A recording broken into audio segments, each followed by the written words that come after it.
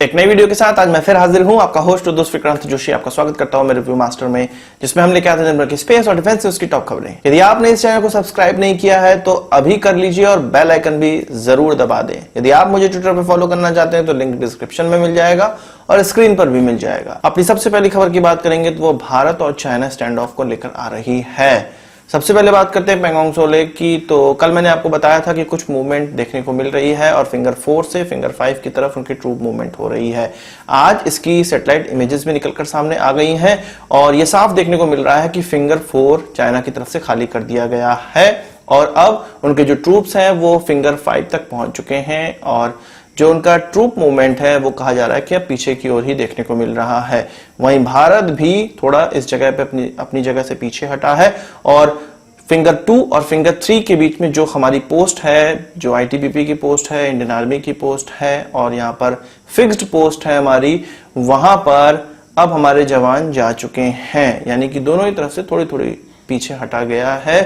हम हमेशा ही जो अपना पोस्ट है वो फिंगर 2 पे बनाए रखते हैं और फिंगर 4 तक हम पेट्रोलिंग करते हैं। तो इस मामले में हम अब अपने जो स्टेबल पोस्ट है वहां पर तक पीछे हट चुके हैं और अब ये कहा जा रहा है कि अगली मीटिंग जल्दी होने वाली है। आज भारत और चाइना के जो फॉरेन मिनिस्ट्री के जितने अधिकारी हैं उनके बीच में मीटिंग हुई। यह 16वीं WMCC कही जा रही है जो कि बॉर्डर मैकेनिज्म पे काम करती है और 16वीं मीटिंग इसकी हुई और इसमें डिसाइड हुआ कि जो पहले दौर का डीएस्केलेशन है, डिसएंगेजमेंट है, वो कंप्लीट हो चुका है और अब वो समय आ गया है कि मिलिट्री लेवल की बातें हों, जो लेफ्टिनेंट जनरल लेवल की बातें हैं वो हों। तो आगे 1-2 दिनों में ये माना जा रहा है कि डेट घोषित हो सकती है इस मीटिंग की और इसके बाद फर्दर जो ट्रूप्स की संख्या कम करनी है इस पर डिस्कशन हो सकता है। ये सेकेंड लेवल की जो डीएस्केलेशन की बातें हैं वह होने वाली हैं। वहीं भारत चाइना रिश्तों को देखते हुए 3 जून को भारत ने कहा था कि मालाबार एक्सरसाइज होगी, या जो क्वाड है जिसमें कि भारत, जापान, यूएस और ऑस्ट्रेलिया की नेवी आती है। तो इन चारों नेवी के बीच में अब ज्यादा कोऑपरेशन देखने को मिलेगा और मालाबार एक्सरसाइज जो होती है जो कि साल के अंत में होती है और इसमें अभी तक भारत, यूएस और जापान ही भाग लेते थे, पर यह माना जा रहा है, डिफेंस सोर्सेज का यह कहना है कि अब ऑस्ट्रेलिया को भी इसमें इनवाइट किया जाने वाला है। ऑस्ट्रेलिया की तरफ से केवल यह प्रतिक्रिया है कि अभी ऑफिशियली भारत की तरफ से कुछ नहीं कहा गया है और यदि भारत इस प्रकार की चीजों में इनवाइट करता है तो वो जरूर शिरकत करेंगे। और हमने ये देखा है कि अब जो चाइना के साथ स्टैंड ऑफ हो रहा है तो भारत, ये 4 जो देश हैं उनके कोऑपरेशन को लेकर निकलकर सामने आ रहा है और उसका ये मानना है कि अब ऑस्ट्रेलिया को भी इंक्लूड करने का समय आ गया है। इससे पहले हम लोगों ने खबरों में सुना था कि वीडियो कॉन्फ्रेंसिंग के माध्यम से उनके प्राइम मिनिस्टर और हमारे प्राइम मिनिस्टर के बीच में दोनों ही देशों के जितने एसेट्स हैं उनका इस्तेमाल करने के लिए, जो बेसेस हैं उसका इस्तेमाल करने के लिए, जैसे कि नेवल बेस हो या एयरफोर्स बेस हो, उसका इस्तेमाल करने के लिए कॉन्ट्रैक्ट साइन हुआ था और ये वर्चुअली हुआ था। तो अब ये माना जा रहा है कि ऑस्ट्रेलिया से ज्यादा कॉपरेशन हमें देखने को मिलेगा।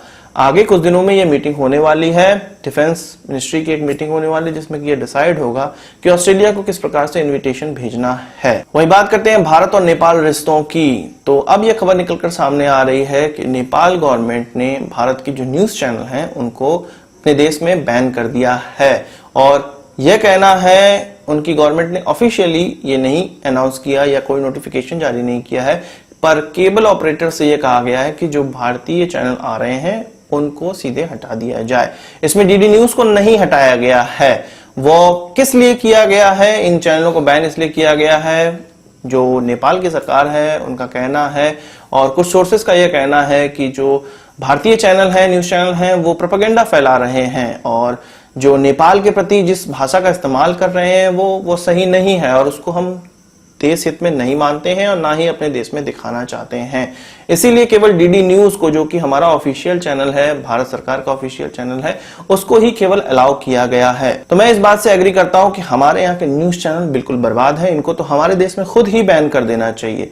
पर यहां पर बात हो रही है किसी दूसरे देश से, तो ये जो उनका कदम है ये जरूर ही भारत विरोधी माना जा सकता है, क्योंकि इस तरह से वो किसी चैनल को बैन नहीं कर सकते हैं और इस तरह का यदि उन्होंने करना स्टार्ट कर दिया है तो भारत को ये सीधा सीधा मैसेज है और वो ये चाहते हैं कि उनके देश में वो चीजें ना पहुंचे जो कि एक्चुअल में हो रही हैं। पर ये दोनों ही देशों के बीच की जो खटास है उसको बढ़ता हुआ दिखा रहा है, क्योंकि पाकिस्तानी चैनल तो वहां बैन नहीं हुए हैं, वहाँ चाइनीज चैनल तो बैन नहीं हुए हैं, वहाँ भारतीय चैनल क्यों बैन किए गए हैं। हालांकि हम जानते हैं कि हमारे जो न्यूज चैनल हैं वो बिल्कुल बेकार हैं और ज्यादा से ज्यादा उनमें प्रोपेगेंडा ही फैलाया जाता है, पर किसी भी देश के चैनल को इस तरह से बैन करना, और वो भी हमारे इतने फ्रेंडली रिलेशन होते हुए भी, ये चीज समझ में नहीं आ रही है। वही बात करते हैं बोइंग की। तो कुछ दिनों पहले मैंने आपको बताया था कि पिछले ही महीने जो अपाचे हेलीकॉप्टर है उसकी सारी डिलीवरी बोइंग ने कर दी है। तो अब बोइंग का एक ऑफिशियल जो वक्तव्य है वो निकलकर सामने आया है। उन्होंने कहा है कि जितने भी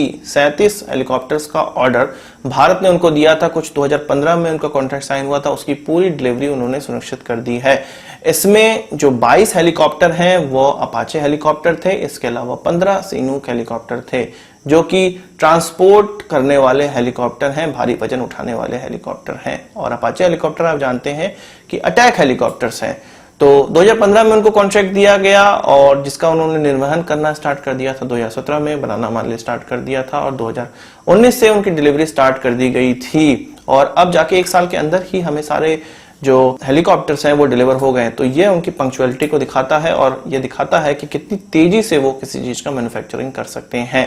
और इसके सामने HAL की अगर बात करें तो HAL इतनी तेजी से मैन्युफैक्चरिंग नहीं कर सकता है। तो ये हम दोनों देशों के बीच में कमियां हैं जिस पर हमको काम करना आवश्यक है। इसीलिए वो बोइंग है, अमेरिका की अच्छी कंपनी मानी जाती है और इसीलिए ये HAL है। भारत भी उनको गाली देता रहता है, भारत के लोग भी उनको गाली देते रहते हैं कि ये जल्द से जल्द एयरक्राफ्ट क्यों नहीं डिलीवर करते हैं। यदि हम दूसरों पर निर्भर रहेंगे, जैसे कि HAL हर सामान के लिए दूसरों पर निर्भर रहता है, तो डिले होना कंफर्म है। बात करते हैं F-35 की। तो जापान को बेचने के लिए ये एयरक्राफ्ट अप्रूव कर दिया गया है और यूएस की स्टेट अथॉरिटी ने इसको अप्रूव कर दिया है और 105 एयरक्राफ्ट उनको बेचे जाएंगे। ये उनकी प्रक्रिया है। किसी भी देश को बेचने के लिए वो सबसे पहले अपने संसद में इसको पास करवाते हैं और उसके बाद जाके ही यह सेल अप्रूव होती है। इसमें यह माना जा रहा है कि 63 F-35A होने वाले हैं और 62 F-35B होने वाले हैं। 110 इसमें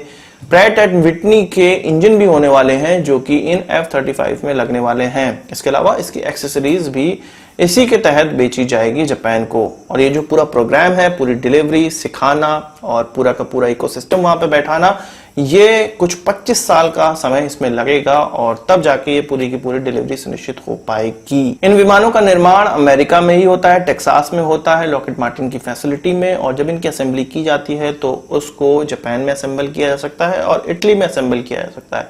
जो देश इनको लेना चाहते हैं वो यहीं से इन विमानों को प्राप्त करते हैं और देख सकते हैं किस प्रकार से इनकी असेंबली हो रही है। वही बात करते हैं गलवान वैली की। तो यहां पर आपको पता है कि 16 बिहार रेजिमेंट डिप्लॉय थी, जिसने जो 15 जून को धुआंधार चीनियों को जो मजा चखाया गया था उसमें हम सभी ने उनकी वीरता की बात तो जरूर सुनी है। और अब ये 16 बिहार रेजिमेंट अब अपने पीस टाइम पे जा रही है और हैदराबाद अब डिप्लॉय होगी। अब इसकी जगह ले रही है 1 बिहार रेजिमेंट, जिसको 1941 में रेज किया गया था। तो बिहार रेजिमेंट की ये सबसे पहली रेजिमेंट थी और अब जाके इसका डिप्लॉयमेंट स्टार्ट हो रहा है। एक्चुअल में 16 बिहार रेजिमेंट को अप्रैल में ही वापस पीस टाइम में जाना था और उसकी जगह 1 बिहार रेजिमेंट को लेना था, पर चाइनीज वायरस सिनारियो के कारण ये ना हो सका। इसके बाद बॉर्डर पे गर्माहट बढ़ गई, इसलिए इस प्रकार के डिप्लॉयमेंट और रीडिप्लॉयमेंट नहीं हो सका। तो अब वो समय आ गया है जब हमारे ट्रूप्स पीछे हो रहे हैं, तो इसी में अदला बदली की जा रही है। वही बात करें देपसांग की, तो यहां पर पेट्रोल पॉइंट 10, 11, 12 और 13 है, जहां पर चीनी लोग हमें पेट्रोलिंग करने से रोक रहे हैं और हमारे पेट्रोल पॉइंट तक नहीं जाने दे रहे हैं। और यह संज्ञान हमारी भारतीय आर्मी ने ऑलरेडी लिया हुआ है। तो अब यह माना जा रहा है कि अगली मीटिंग में इन चीजों को सुलझाया जाएगा, जो कि वीडियो की शुरुआत में मैंने आपको बताया था कि यह मीटिंग होने वाली है। तो इसमें अब इन चीजों पर भी बात की जाने वाली है और वो क्यों हमें अपने पेट्रोलिंग पॉइंट तक नहीं जाने दे रहे हैं, इन चीजों पर बात होगी और इसको बहुत स्ट्रांगली उस मीटिंग में रखा जाएगा कि हमें अपने पेट्रोलिंग पॉइंट तक जाना है तो जाना है। आपको यहाँ पे जाना जरूरी है कि ईस्टर्न लद्दाख में कुछ 65 ऐसे पेट्रोलिंग पॉइंट हैं जहां पर भारत पेट्रोलिंग करता है। भारत उस पेट्रोलिंग पॉइंट तक जाता है और अपनी सीमा की रक्षा करता है। तो इस प्रकार के कुछ 7 से 8 पेट्रोलिंग पॉइंट पे प्रॉब्लम थी। 4 पेट्रोलिंग पॉइंट में अब ये माना जा रहा है कि प्रॉब्लम दूर हो चुकी है। 4 पेट्रोलिंग पॉइंट में अभी और ज्यादा बात करनी है। तो आज की इस वीडियो के लिए बस इतना ही। आशा करता हूं कि वीडियो पसंद आया होगा। आप उसको एक बड़ा थम्स अप जरूर देंगे। इस वीडियो संबंध कोई सवाल सुझाव हो कमेंट बॉक्स में जरूर लाइएगा, और यदि आपने हमारा चैनल तो सब्सक्राइब नहीं किया उसे भी कर लीजिए, क्योंकि हम इस प्रकार की वीडियो लाते रहते हैं। नमस्कार, थैंक यू, जय हिंद।